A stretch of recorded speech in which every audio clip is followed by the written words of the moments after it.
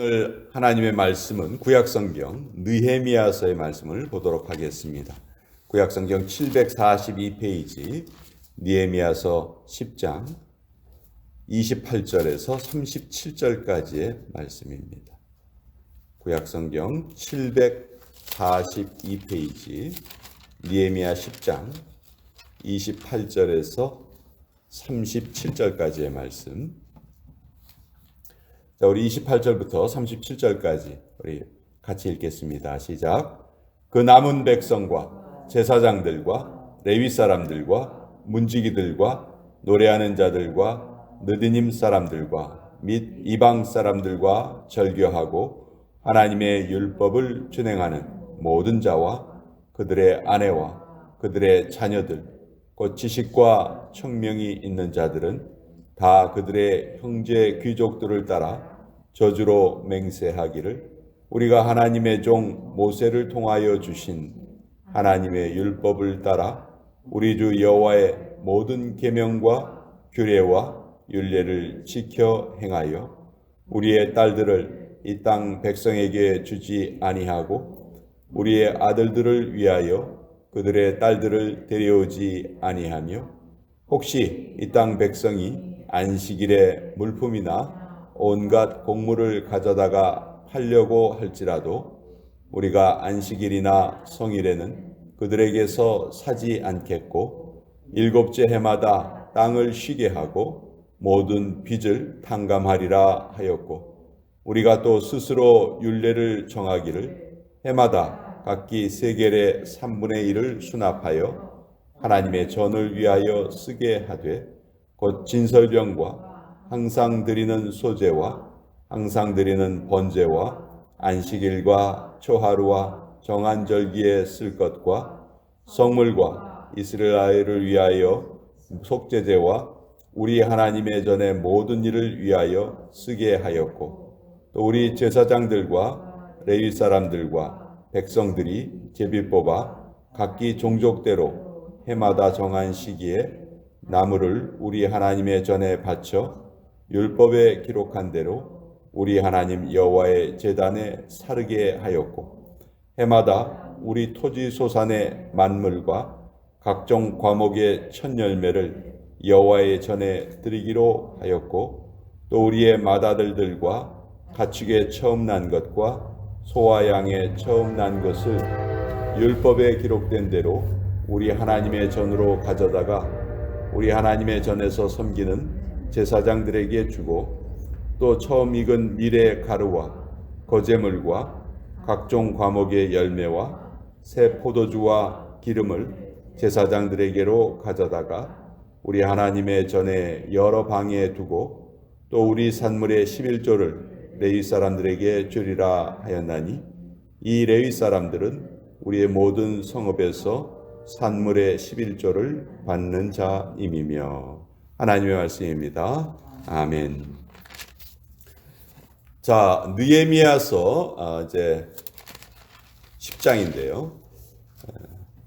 과거에, 지금은 그런 일이 많이 없는 것 같은데 앞으로 10년 후 아니면 30년 후 50년 후에 개봉하자 이렇게 약속을 하고 타임 캡슐을 묻는 그런 행사들을 한 적이 있었어요. 그래서 그 시대를 대표하는 어떤 물건들을 거기다 담아놓고 정한 기간 이후에 열어보는 거죠.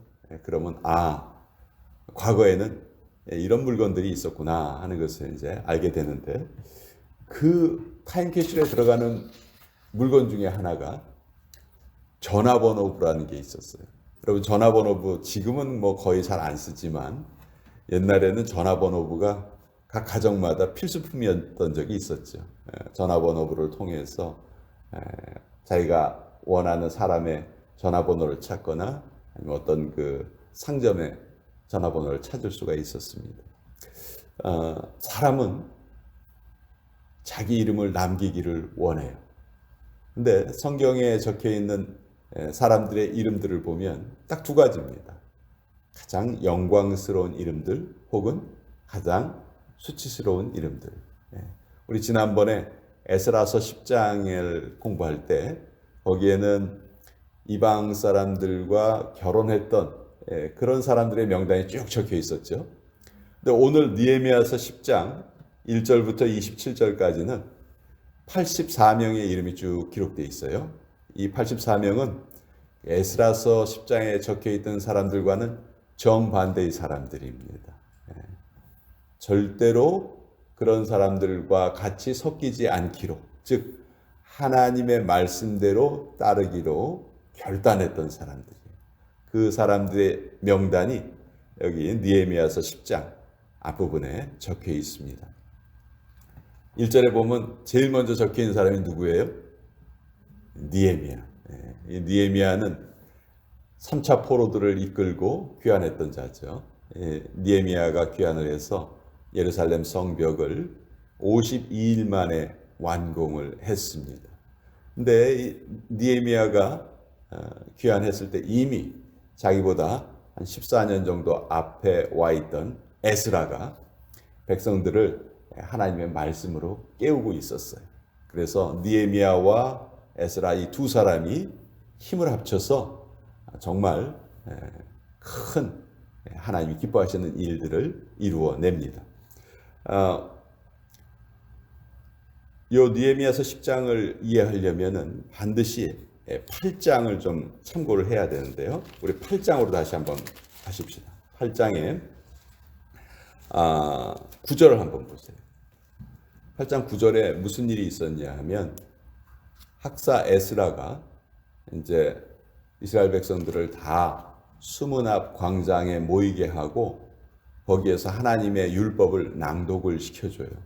레위기의 말씀을 읽어줍니다. 그랬더니 그 말씀을 읽은 이스라엘 백성들이 자기들이 그 말씀대로 살지 못했다는 것을 깨닫고 대성 통곡을 하죠. 그때 이제 느헤미야도 같이 참석을 했었는데 백성들을 달랩니다. 오늘은 기쁜 날이니까 울지 말아라. 그리고 다시 집으로 이제 다 돌려 보냅니다. 근데 여기에서 끝난 것이 아니고 13절을 보시면요. 그 이튿날 룻 백성의 족장들과 제사장들과 레위 사람들이 율법의 말씀을 밝히 알고자 하여 학사 에스라에게 모여서 자, 사람들은 돌려보냈어요. 근데 그 다음날 그 중에 몇 사람들이 다시 에스라를 찾아와요. 우리 어제 하나님의 말씀을 통해서 받았던 감동이 가셔지지가 않습니다. 그것으로 끝내고 싶지 않습니다. 계속 우리 하나님의 말씀을 더 가르쳐 주십시오. 이렇게 에스라를 찾아옵니다.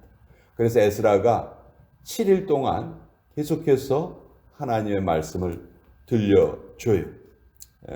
18절에 보면 에스라는 첫날부터 끝날까지 날마다 하나님의 율법책을 낭독하고 무리가 이레 동안 절기를 지키고 여덟째 날에 규례를 따라 성회를 열었다.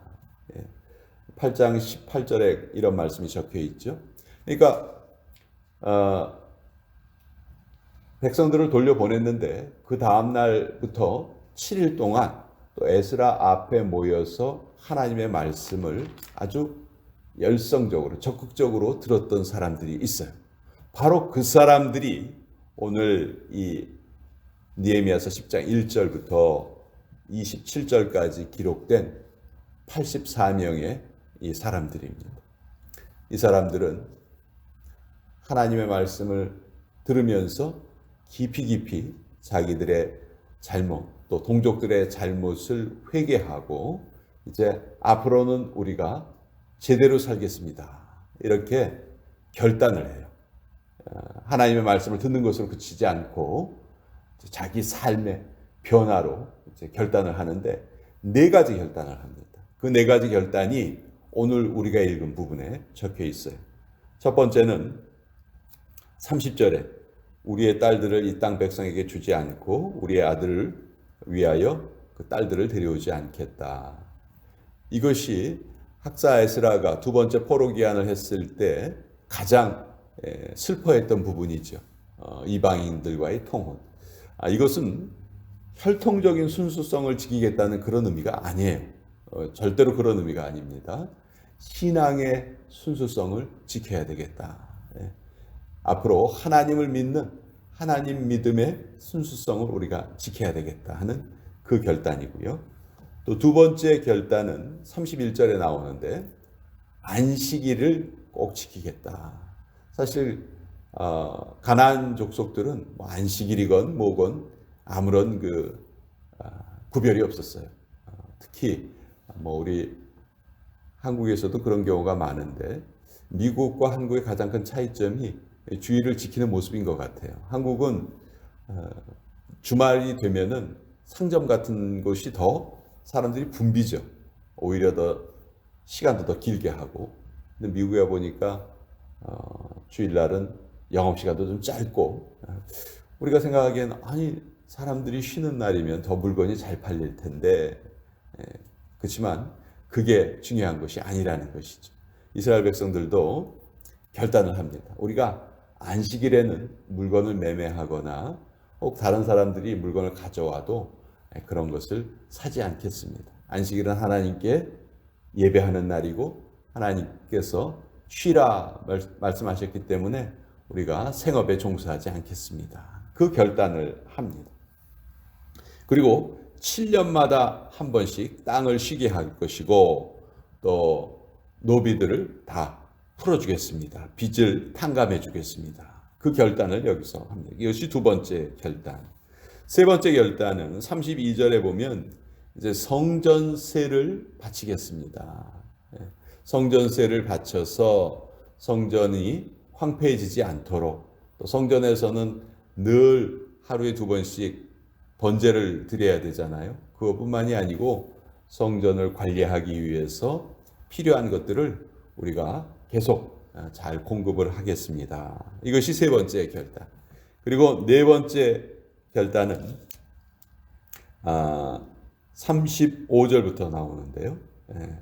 우리 토지소산의 첫 열매를 하나님께 드리겠습니다. 그것을 드려서 레위인들을 섬기겠고, 또 11조의 용도는 두 가지였는데요. 하나는 성전에서 일하는 레위인들을 그 생활을 도와주는 것이고, 또 하나는 가난한 자들, 힘든 자들, 성경에서는 보통 고아와 과부로 표현이 되는데 그런 사람들을 우리가 잘 도와주겠습니다. 이렇게 결단을 합니다. 여러분, 하나님의 말씀을 우리가 배운다는 것은 뜬구름 잡는 일이 결코 아닙니다. 우리의 삶에 구체적으로 적용하는 것이 하나님의 말씀을 배우는 것이죠. 이들은 이방 사람들과 섞이지 않겠습니다. 우리 신앙의 순수성을 지키겠습니다. 또 하나님의 안식일을 거룩하게 지키겠습니다. 또 성전세를 내어서 하나님의 전을 잘 관리하겠습니다. 그리고 11조를 드려서 레위인들의 삶을 돕고 또 가난한 사람들을 돕겠습니다. 사실 이 모든 것은 다 하나님께서 이미 명령하신 거예요. 모세율법에 다 나와 있는 거예요. 그런데도 이스라엘 백성들은 삶의 편의를 위해서 이런 것들을 지키지 않았던 것이죠.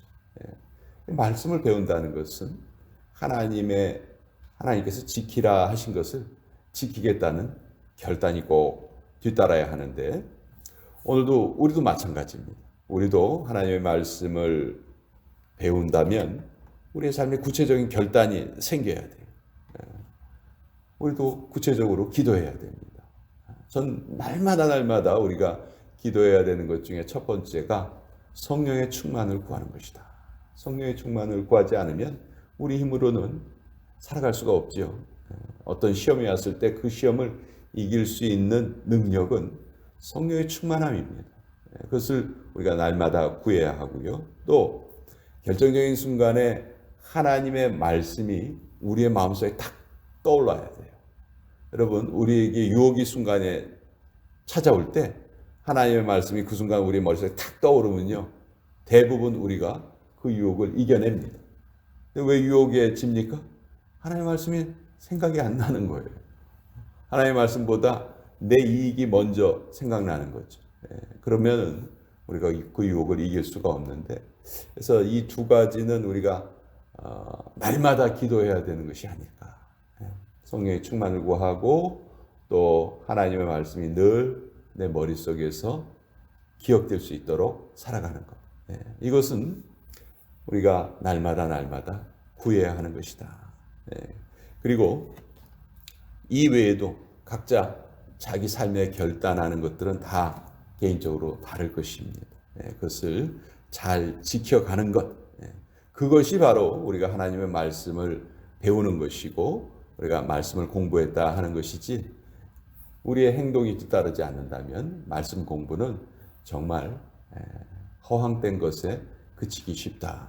오늘도 이 느헤미야서 10장에 이 말씀을 배운 사람들이 하루의 결단하는 모습을 통해서 또 우리의 삶에 큰 교훈을 우리가 배울 수가 있다 하는 것을 여러분과 같이 나누어 보았습니다.